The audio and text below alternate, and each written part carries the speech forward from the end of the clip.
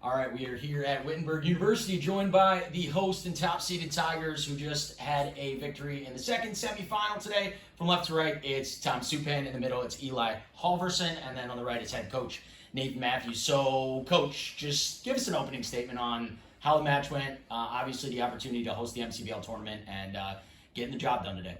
Yeah, our first time hosting the MCVL Tournament. That was our first MCVL Tournament win in program history. So, both of those things are really awesome and exciting and kind of speak to, the work these guys and the rest of our team has put in over the last, 2-3 years to just build this program up, from last place a few years ago. So that's, being in this position is really cool for that reason.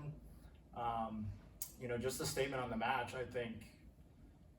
Mount Union's on top of my mind, the way they battled, and they had a really good plan too, and I thought they executed really, really well for large chunks of the match. I was just really impressed with them today.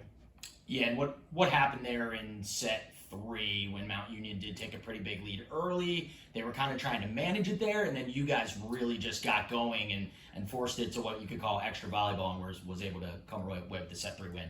Yeah.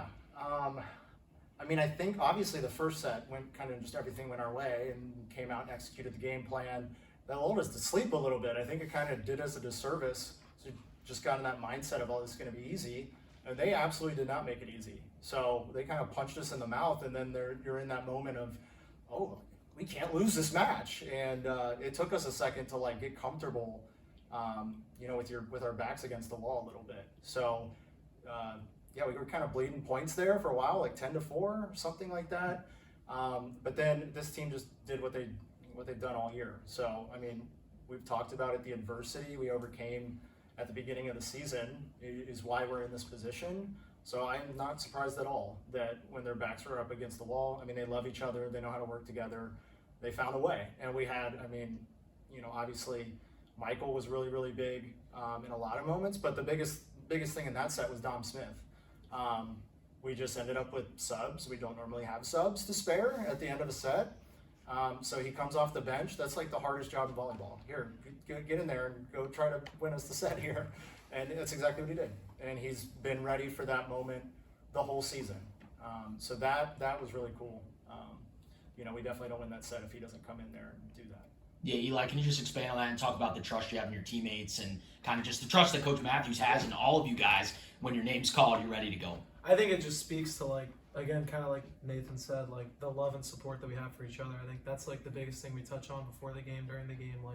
When things aren't going your way, which they're not going to, especially in a tournament match, Mount Union's going to score. They're a really good team with talented players. So just coming together and playing for each other after every point, no matter how many errors we make, no matter how many points we're down in the third set, I think it just speaks to the love and how special this team really is. Yeah, and actually I had the opportunity to be in the huddle for a couple of the moments when you guys were trailing, or even when you had the lead.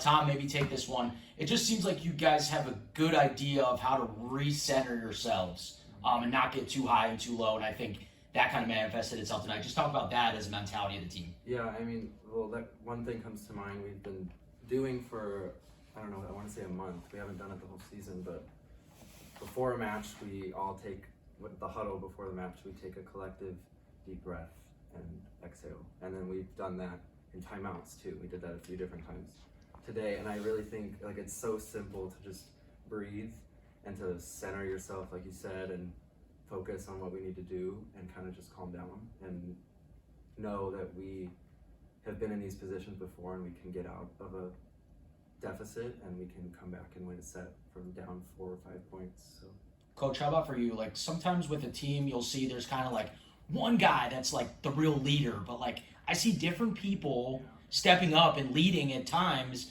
and it can be a powerful statement. So just talk a little bit about that. Yeah, I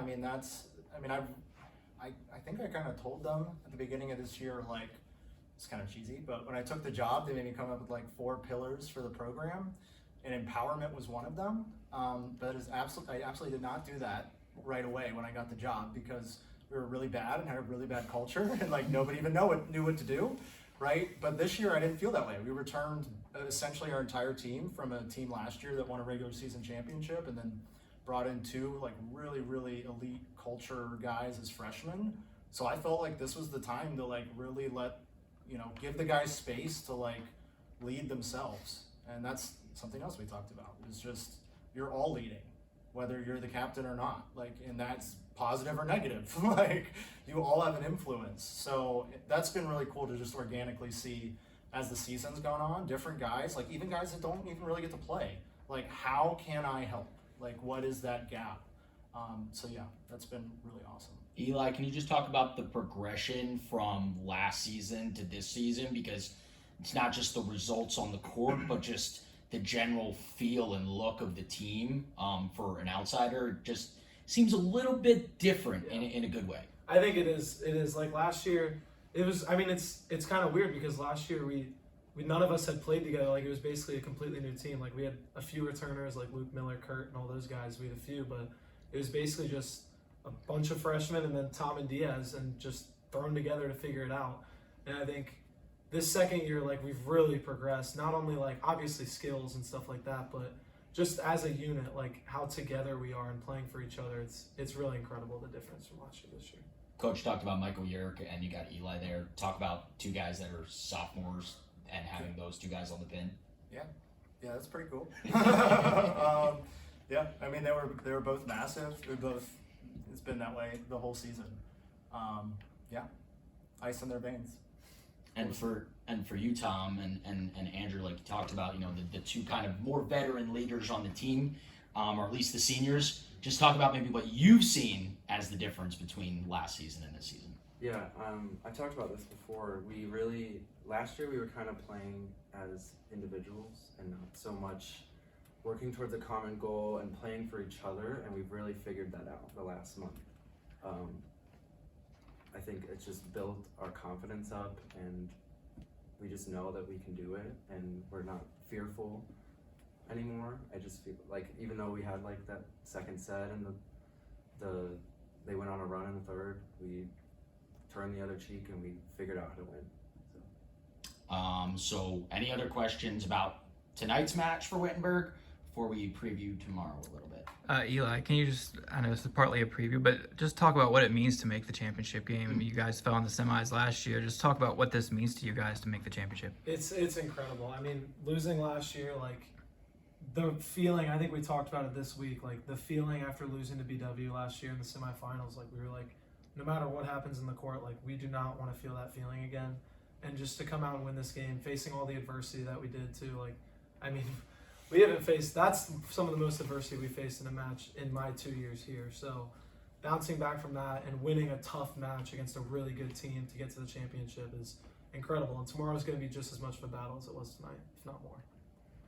Yeah, for you, Coach, just talk a little bit about, you guys have obviously played against Trine before. Let's talk a little bit about what you know about Trine. Definitely a grinder. Coach Kyle Mars called them a blue-collar team. That's really kind of what they hang their hat on. So talk about kind of that, your matchups with them, and maybe how you can kind of be effective tomorrow. Yeah. I mean, I like that. I like that description of them. We went 5 when we played them earlier this season. Obviously, they just 1-5 today. So yeah, I mean, they're definitely a tough team to play. Yeah, I think we understand like what we're in for tomorrow. So we'll just in the morning we'll hit the film session and the game planning. I mean, we're familiar with them for sure. So I know our guys, they'll definitely be ready to bring our best. And I think we'll be locked in on what we have to do. And then just for both of you guys to wrap it up, obviously, Nathan obviously has his emotions, but he's a little bit older. He's able to kind of keep that in check as a coach. But like, you guys are now on the precipice of making the NCAA championships, and you've ticked off so many boxes on the program records and all this stuff. How do you just stay locked in and push all that away for tomorrow? Well, I mean, we have ticked off a lot of boxes and done a lot of things we wanted to accomplish, but our main goal is still yet to be accomplished. Like, our goal at the beginning of the season was win the conference and win the conference tournament, do what we've never done before in program history. So I think it's pretty easy to stay locked in, honestly, because our goal is not done yet. It's not tonight, it's tomorrow. So, Tom, anything to add to that? You kind of knocked down the I think we just need to treat it like it's another match. The stakes are higher, could be our last, but I think for us, thinking that way is gonna like get in the way of us playing and being ourselves.